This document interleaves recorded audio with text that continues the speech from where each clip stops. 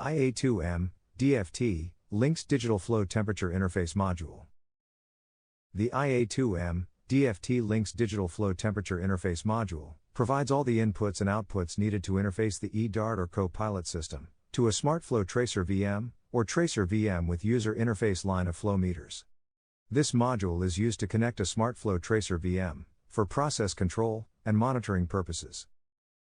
This module can measure either the total flow input to the mold or to individual circuits. It may also measure water temperature to the mold or to individual circuits.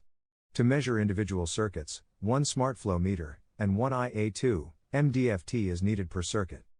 This allows the users to reject parts if the flow or temperature doesn't meet the set requirements to make a good part. The Smartflow Tracer VM will include the correct cabling required to connect it to the IA2-M-DFT and the Smartflow meter. The cable that connects the Smartflow meter to the IA2-M-DFT can be extended up to 30 feet. If the 30 feet length is not enough for a particular setup, then a DIN-LXM module with a Lynx cable connection to a junction box will need to be connected, which allows for the communication of the modules to the CoPilot. Here is an example of the IA2-M-DFT and Smartflow Tracer VM modules with cables.